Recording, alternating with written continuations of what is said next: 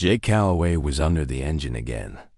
His hands moved through the cooling system with the kind of ease that only came from doing the same job for 5 years straight. The hydraulic fluid was leaking again, making dark stains on the white metal floor.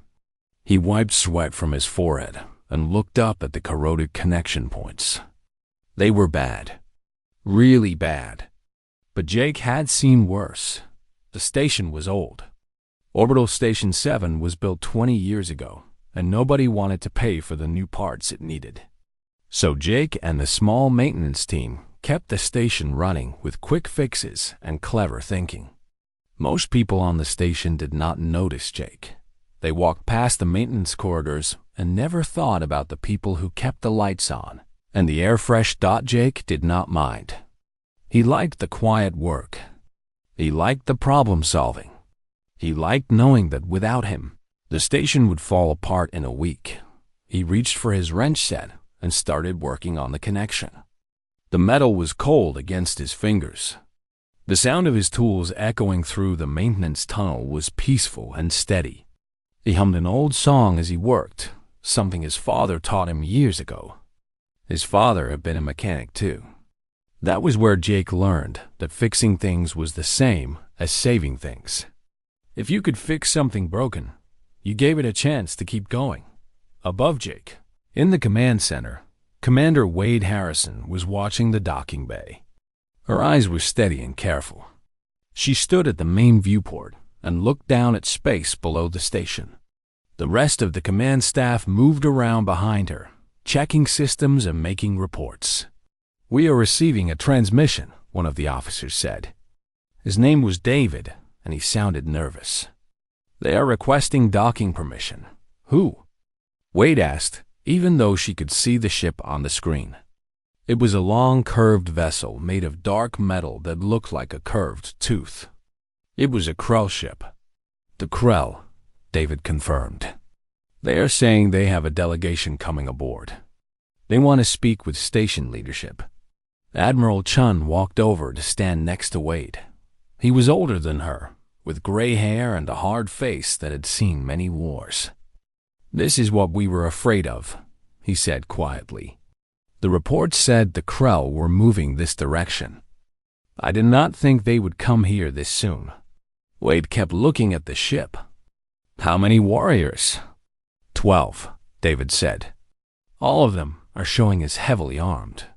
The Admiral made a noise in his throat. "They are here to make a statement. They are not coming to talk. They are coming to show us that we are weak." Wade had read the reports from the outer colonies. The Krell had come to 3 human settlements. All 3 had fallen quickly. The Krell were fast, powerful, and they did not stop coming. According to the reports, the Krell warriors were 3 meters tall, covered in thick plating that could stop most weapons, and they could move faster than human soldiers could aim. The report said they had killed hundreds of humans without losing a single warrior. "All right," Wade said, still looking at the screen. "Bring up the diplomatic protocols.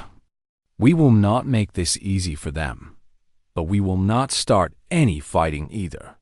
Get a negotiation team ready. Get the council ready. And increase security on the station. I want guards at every main corridor." Down in the maintenance level, the radio crackled to life. "Attention all personnel. Code Red. Repeat, Code Red. We have unknown visitors on the station. All non-essential personnel report to secure areas. I repeat, Code Red status in effect." Jake pulled himself out from under the engine. Code Red usually meant something serious. But Jake had heard Code Red before. The station had had power failures. The station had had small fires. One time, there had been a meteor strike that damaged the outer wall. Each time, Jake had kept working. The station needed maintenance, no matter what was happening up above in the command center. He wiped his hands on his rag, the one that was already covered with years of stains and grease. His work uniform was the same blue color as everyone else on the station, but his was dirtier. His uniform had actual patches on it, where he had torn the fabric while reaching into tight spaces. His boots had burn marks from hot pipes and scuffs from dragging heavy tools. Jake looked at his work. The connection was almost done. Another 30 minutes and this leak would be fixed. He could either stop now and go to the safe zone, like the radio said, or he could finish the job.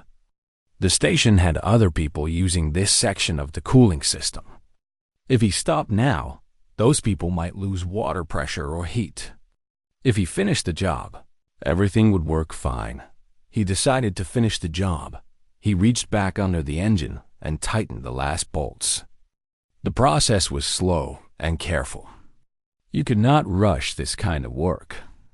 A mistake here would mean the whole system would fail later. And Jake did not make mistakes. He turned the wrench with steady pressure, feeling the bolt come tight.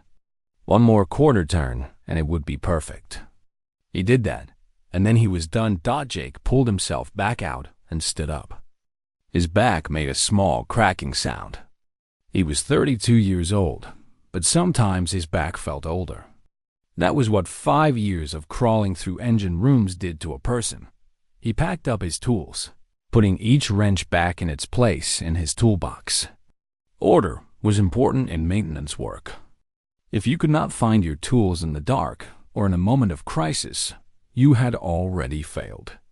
Jake had organized his toolbox the same way for the entire 5 years he had worked on this station. He closed the toolbox and stood there for a moment, listening. The station was still running. The humming of the machinery continued steady and constant. That sound meant everything was working. That sound meant the station was alive. Jake picked up his toolbox and started walking toward the main maintenance hub. Code red meant something important was happening, and Jake had learned that important things usually meant the station needed to work better than normal, not worse. He moved through the white corridors, the fluorescent lights glowing overhead. The station was a strange place to live, but it was his place. He knew every corridor, every pipe, every circuit. He did not know that above his head, in a few moments, 12 Krell warriors would step off their ship and into Orbital Station 7. He did not know that they had come to deliver a message that would change everything. He did not know that the next few hours would decide whether humanity kept this station or lost it forever. Jake just knew that the station needed him, and he had always answered when the station called. The docking bay shook when the Krell ship locked in place. The sound echoed through the entire station. It was a sound like metal hitting metal, hard and final and heavy. Commander Wade Harrison was now in the docking bay herself, standing with a small group of guards and diplomatic officers. She could see the connecting tunnel fill with air as the seal locked tight.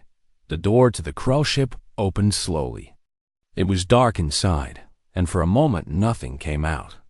Then something moved. The first Krell warrior stepped through the opening. He was everything the report said he would be.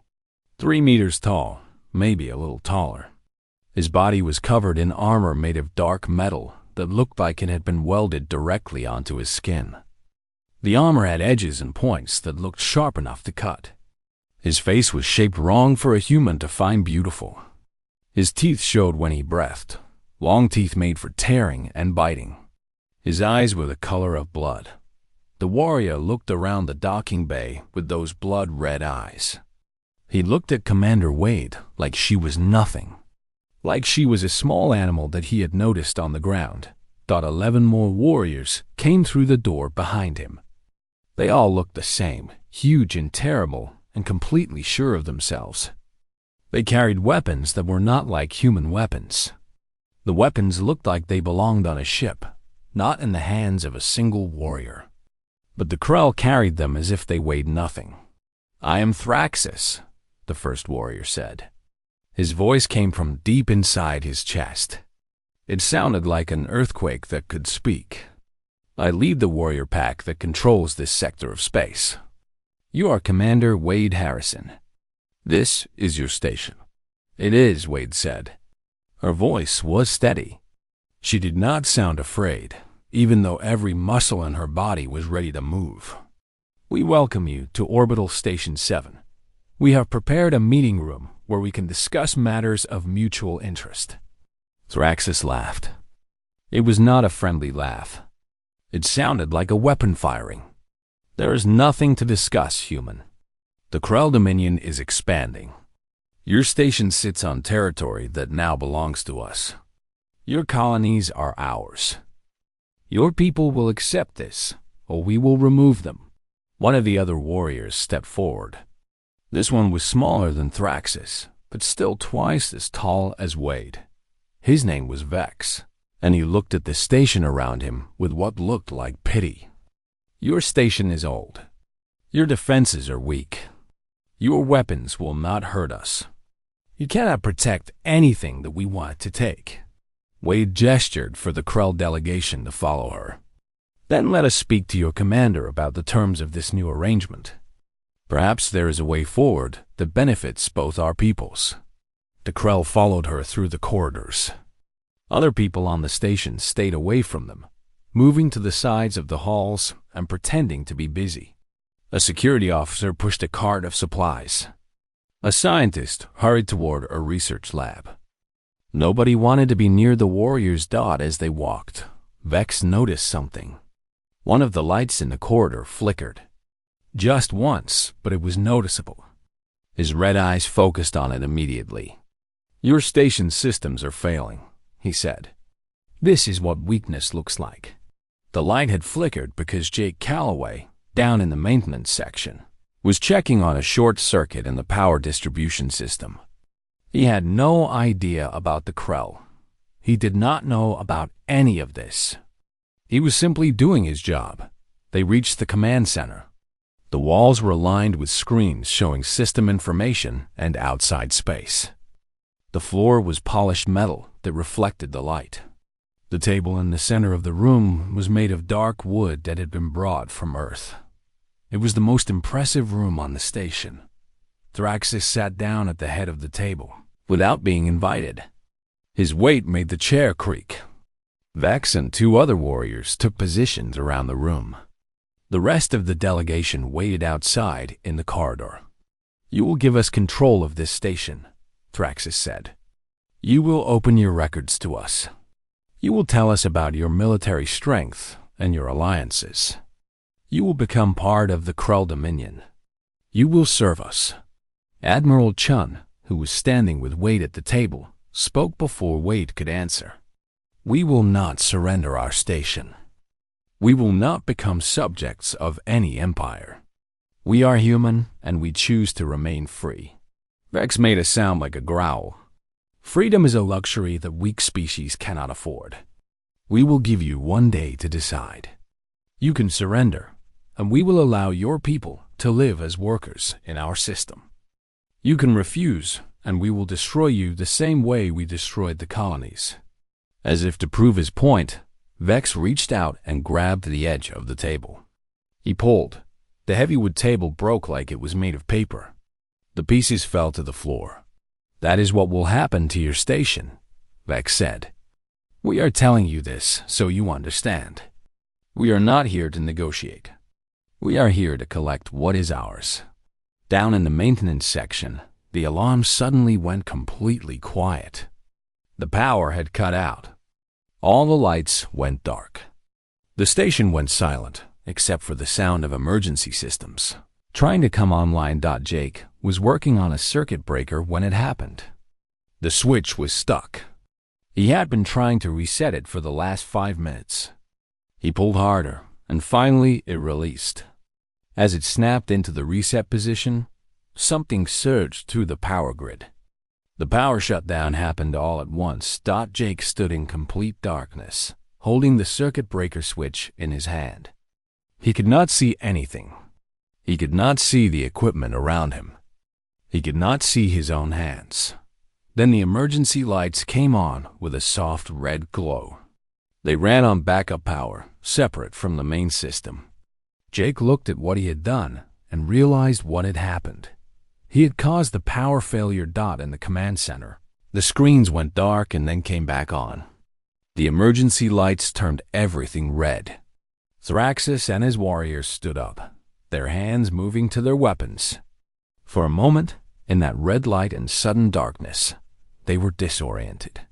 And in that moment of disorientation, Commander Wade Harrison started laughing. It was not nervous laughter. It was strong and certain. It was the laughter of someone who suddenly understood something that had seemed impossible. "Gentlemen," Wade said in the red light, with the Crow warriors looking at her like she had gone insane, "welcome to humanity's true position of strength." Below the command center, Jake was already moving. He did not know he had just given Commander Wade the most important gift she could receive. But he knew the power was down, and he knew that he could get it back up faster than anyone else on the station could. That was what he did. That was who he was, a human mechanic named Jake Calloway, who fixed things, who saved things, and who had no idea that he was about to save an entire station. Jake moved through the maintenance tunnels with a speed that most people would not believe was possible. The red emergency lights gave him just enough light to see where he was going. His feet knew these tunnels. He had walked them thousands of times. He could have moved through them in complete darkness if he needed to. In his mind, he was running through the problem. The main grid was down. That meant something had happened to the primary power distribution. The backup systems had engaged, which was good. That meant the emergency protocols were working. But the primary power had to come back online, and it had to come back online fast. Jake reached the main distribution hub. This was the place where all the power from the station's fusion reactor came together. It was a room filled with thick cables as big as his arm. It was filled with circuit breakers and control systems. It was the heart of the station's power. The emergency lights were on, but Jake was not paying attention to them. He was looking at the breaker panel, trying to figure out what had gone wrong. As he was working, he heard a sound. A door opened. Heavy footsteps came through the opening. Jake turned around to see what had made the sound. Standing in the doorway was one of the Crow warriors. The warrior was massive in the red emergency light. His armor looked even darker and more dangerous in the red glow. His eyes were red like the emergency lights, so it was hard to tell where he was looking. His hand was on one of his weapons. Jake froze. His brain told him this was very bad. His brain told him he should be afraid. His brain told him to run or fight or do something. But Jake had learned a long time ago that panic was not useful. Fear had a purpose, but panic did not. So Jake just stood there, holding his tools, looking at a creature that could kill him with one hand. "I am Kess," the warrior said. "Thraxus sent me to check the station systems. I'm supposed to report back about what is happening with the power." "I am Jake," Jake said. His voice sounded small in the large room. "I work in maintenance. I am trying to fix the power problem." Kess took a step into the room. The sound of his armor echoing off the metal walls was like thunder. "Why would a human be working on the power while our delegation is here? Why would you not be hiding like the others?" Jake thought about this question for a moment. It was a good question. He should be hiding. He should be in a safe zone with everyone else. But he was not. He was here because the station needed him to be here. "Because if I do not fix this power problem, this station will fail," Jake said. "The Crow will not want a station that falls apart on its own. So I am fixing it. That is what I do." Cass stood looking at Jake. The two of them were the smallest and the largest humans and non-humans on the station right now. An ant and an elephant standing in a room made of power and electricity. "I will watch you work," Cass said finally. He moved to the side of the room where he could see what Jake was doing but would not get in his way. "I will report to Thraxus what I see." Jake went back to work. His hands moved through the familiar motions. He checked the circuits. He tested the connections. He looked at the readings on the backup systems. Everything told him the same thing. The main circuit breaker had gotten stuck. When he had forced it to reset, it had created a surge that made the automatic systems shut down everything. "The problem is simple," Jake said as he worked. He did not think he was talking to Cass anymore. He was just talking because it helped him think. "The main breaker is old. Everything on this station is old. It was not built with all the systems humans use now. So we have to make things work in ways that they were not designed to work. We have to improvise." He reached for a tool and started to bypass one section of the grid. His fingers moved with the kind of precision that only comes from doing something 10,000 times. "This part of the system," Jake said, pointing to a thick cable, "normally carries power from the main reactor, but it can also pull power from the backup system. Most ships cannot do this because their systems are not flexible enough. But humans build things messy. We add things on top of other things. We make them complicated and strange. And that makes them strong." Cass watched as Jake worked. The human was moving with confidence. The human was not afraid. The human was not showing any sign that the presence of a Krell warrior worried him at all. Jake finished his bypass and moved to another section. He ran a temporary line from one system to another. The red lights flickered as power rerouted through the temporary connection. Then they stabilized. "Now I reset the main breaker properly," Jake said. He walked over to a large metal box and opened it. Inside was the main circuit breaker. It was a heavy switch made of dark metal. "Assembly of dark metal." Jake gripped it with both hands. He pushed it down as hard as he could. The switch resisted. Jake pushed harder. His muscles strained. Then the switch moved. It went down with a heavy click. The emergency lights brightened. The sound of the station systems coming back to life filled the room. The hum of power returning to full capacity echoed through the room. And then, just like that, the station was alive again. Jake let go of the breaker and stepped back. Sweat was dripping down his face. His hands were shaking a little from the effort, but the work was done. "The station is now running better than it was before I started," Jake said. He was talking to himself now, but he did not mind. He was thinking through what he had done. The backup systems are not fully integrated into the main grid yet, but they are ready. If the main power fails again, the backup will engage without the shutdown sequence. The station can now survive multiple power failures without losing any systems at all. Cass was looking at Jake with something different in his red eyes. It was not fear. It was not anger. It was something else. Something like understanding. "Thraxis believed your station was weak," Cass said. "Thraxis believed you would fall easily. But a weak station does not produce a person like you. A weak station does not survive by improvisation and clever thinking. A weak station falls apart. This station did not fall apart." Jake looked at the Krell warrior. He was still afraid.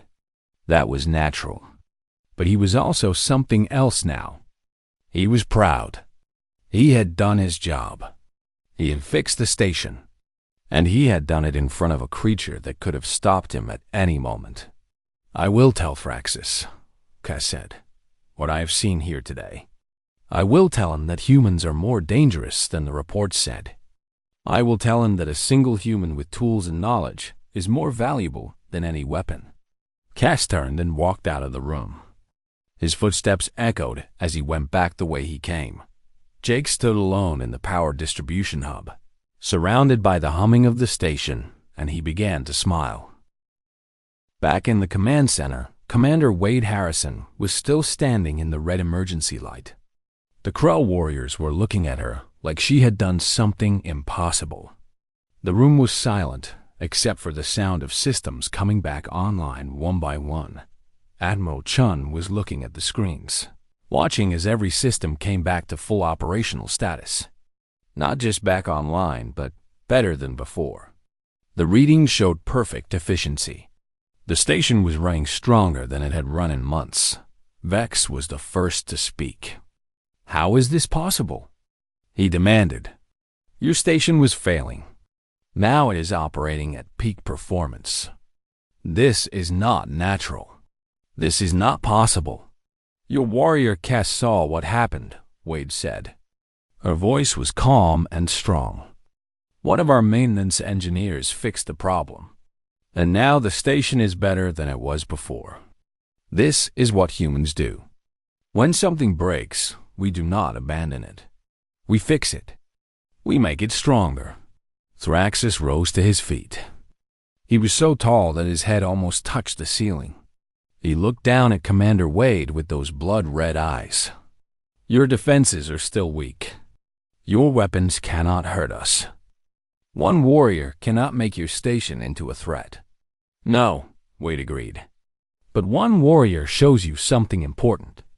It shows you that we do not break easily. It shows you that humans have abilities that your machines cannot measure. We adapt. We survive. We solve problems that seem impossible." As if to prove her point, the main doors to the command center opened. Jake Calloway walked in, still wearing his maintenance uniform, still carrying his toolbox. He looked completely out of place in a room full of Krell warriors and military officers. But he walked in like he belonged there. Wade turned to face him. "Jake, these are the Krell delegation. Jake is our lead maintenance technician." Jake stopped. He looked around the room. He saw 12 massive warriors. He saw a table that had been broken like it was nothing. He saw blood-red eyes looking at him. Jake was not stupid. He knew what the situation meant. "The really big ones from the briefing?" Jake asked. "Yes," Wade said. Jake did something then that would change everything. He walked over to Vex, who was the closest warrior. Jake looked up at the warrior's armor and examined it carefully. His mechanic eyes were looking at the engineering, at the design, at how it was built. "Your armor is good," Jake said, "but you are using fusion cells that are not efficient. The thermal management is bad. I can see it from the heat dissipation marks on your plating. Your power systems are burning hot. Too hot. More heat means more power waste. More power waste means less effective mission time." Vex made a sound like an animal growling. "We have the best technology in this sector. You have the best technology you can build," Jake said. This human was not afraid. He was just speaking facts. "But you are not using the best technology that exists. You are using the best technology you have made. There is a difference. And that difference is costing you efficiency." Jake pulled out a small tool and looked more closely at Vex's armor. The warrior could have stopped him, could have killed him. But something about the human's confidence made Kess not move to stop him. 3 years ago, Jake continued, humans developed a new fusion cell design that runs cooler and more efficiently. You do not know about it because humans do not advertise their weapons to empires that are trying to take over human space. But if you could study how it works, you could improve your own systems. You could make your warriors stronger and last longer. Your current technology looks good, but it is outdated." Thraxus stood up. "You would give us your technology?" "No," Jake said clearly. "But if you stop attacking humans, and if you agree to trade instead of conquer, then humans might show you some of our technology. That is what trading partners do. They share things with each other. They make each other stronger." Vex made another sound, different this time. It was not a growl. It was something else. Jake did not know it, but it was laughter. "This human is saying we should not destroy them," Vex said, "because they have better technology than we think they have." "Not just better technology," Jake said. He was looking at another warrior now, a younger one named Kess, who came back from the maintenance section. "But also better ways of thinking. Humans do not build things in straight lines. We do not make things one way and keep them that way forever. We change things. We improve things. We find new ways to make old things work better. Jake walked to the center of the room, and the Krull warriors followed him with their eyes. "You are the fiercest warriors in this sector," Jake said. "I believe that. Your armor proves it. Your weapons prove it. Your reputation proves it. But if you come to human space to conquer, you will learn something new. You will learn that fiercest does not mean best. You will learn that strength is not just about how hard you can hit something. It is also about how smart you can solve a problem. And humans are very good at solving problems." The room was completely quiet. The only sounds were the humming of the station systems and the sound of the Krull breathing. Finally, Thraxus spoke. His voice was quieter than before. "You speak with confidence for a small human." "I speak from experience," Jake said. "I have fixed things that I was told could not be fixed. I have made systems work that were supposed to fail. And I have learned that the smartest thing to do is not always the strongest thing to do. Sometimes the smartest thing is to stop fighting and start learning instead." Cash stepped forward. He looked at Thraxus. The two warriors had a long stare. Then Cass made sounds in the Krull language, deep sounds that the translator did not catch. But from the way Thraxus was looking at Jake, Wade could tell that something had changed. "We will discuss terms," Thraxus said finally. "We will discuss what humans have to offer. We will discuss partnership instead of conquest. Your mechanic has given us something to think about. And that is rare. Warriors like us rarely encounter things that make us think differently." Jake nodded. He was not going to say anything else. He had said enough. As the Krull delegation was led out of the command center to the diplomatic quarters, Cass walked past Jake. The huge warrior stopped for just a moment. "You fixed the station while I was watching," Cass said in a voice like distant thunder. "You did not hide. You did not run. You worked. I will tell Thraxus that any species that produces people like you is worth knowing instead of worth destroying." Then the warrior was gone. Jake stood there with his toolbox, and he began to understand that he had just done something that would change the future of human and Krull relations forever. Not with weapons, not with violence, but with a wrench and with simple human thinking about how to fix broken things. 3 days later, Jake was under an engine again. His hands moved through the cooling system, finishing up the work that the Krull arrival had interrupted. The hydraulic leak was fixed now. The system was working perfectly. Soon, he would move on to the next broken thing. Above him, in the command center, something very different was happening. The Krull had not gone back to their ship to attack. Instead, they had stayed. They had sent messages back to their home space. They had begun to exchange technical information with human engineers. They had started the process of becoming trading partners instead of enemies. Wade was reading the latest transmission from the Krull homeworld. The message said that the Krull Dominion Council had agreed to establish trade relationships with humanity. The message said that the Krull wanted to learn about human technology. The message said they wanted partnership. It was a complete change from the first message, which had been a demand for surrender. Admiral Chun stood next to Wade and read the same message. "We almost went to war with them," he said quietly. 3 days ago, we were preparing for battle. Now we are preparing for trade. How did this happen? A human mechanic brought them humor, Wade said. She was looking at the reports from the negotiation sessions. Jake Calloway showed them that humans are not what they thought we were. He showed them that intelligence and clever thinking are just as valuable as strength and weapons. The Admiral smiled. "Have you told him yet?" "No," Wade said. "I do not think he even knows what he did. I do not think he understands that his work in the maintenance section changed the history of our species. Down in the maintenance tunnels, Jake was pulling out from under the engine. He sat up and looked at his work. Perfect. The leak was gone. The system was humming smoothly. Another problem solved. Another piece of the station saved.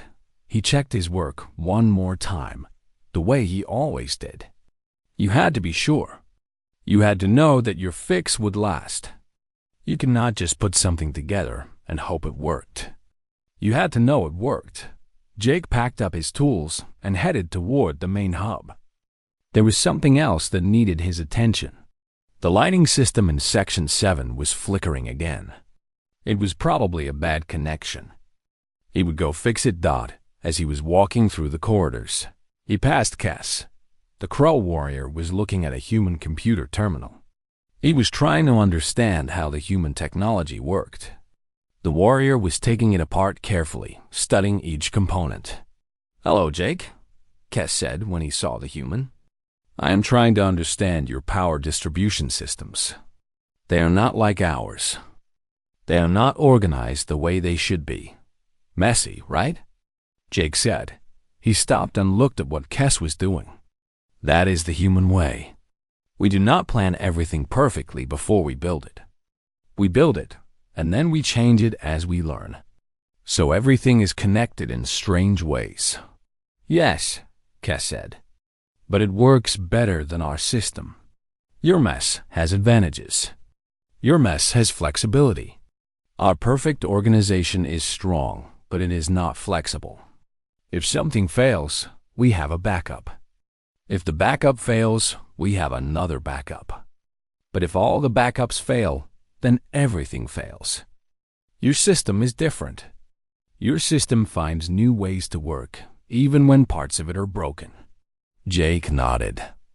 This was something he had always known, but he was glad the Crow warrior understood it now. That is what being human is. We do not always do things the right way, but we always find a way to make things work. "That is valuable," Kess said. "Thraxis has decided that the Krell will learn from humans. We will learn how to be flexible. We will learn how to improvise. We will learn how to think about problems in ways that are not the traditional way." Jake smiled. He did not say much in response. He just accepted the compliment and kept walking. That was another human quality, he thought. Humans did not always need to talk about things.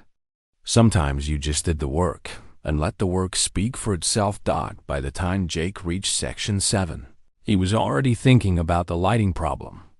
It was probably a bad connection. The wiring in that section was old. He had been meaning to replace it for months. Now he had a good reason to do the whole section properly. He climbed up to the light fixture and opened the connection panel. As he suspected, one of the leads had corroded. The corrosion was breaking the connection intermittently. He had some new cable in his toolbox. He would replace the whole circuit for this section. It would take a few hours, but it would work right for another 5 years after he was done. As Jake was working, Wade found him. "Jake," she said from below the light fixture. "Can you come down for a moment?" Jake climbed down and looked at Commander Wade. She was smiling, which was unusual.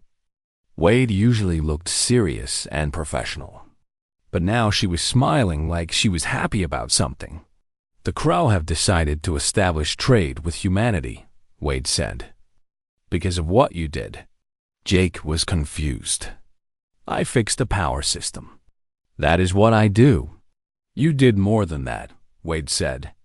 "You showed them that humans are valuable not because we are strong, but because we are smart. You showed them that a single human with tools and knowledge is worth more than 1,000 warriors with weapons. You changed their minds about us. You kept this station from being destroyed. You may have kept our entire species from going to war with them." Jake looked back up at the light fixture. He looked at the corroded wire. He looked at the work he still needed to do. "I was just doing my job," Jake said finally. "Yes," Wade agreed. "And that is exactly what saved us. You just did your job. You fixed things. You kept the station running. And because you did that simple thing, everything changed. Over the next weeks and months, the story of what had happened would spread through human space.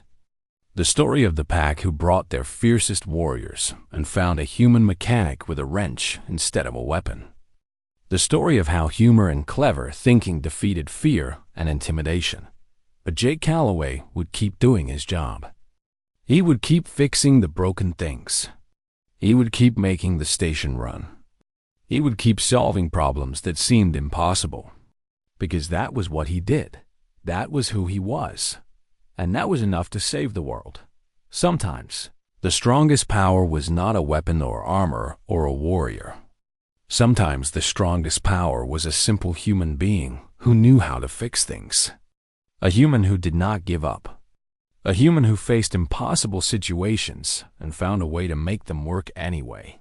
That power was not flashy.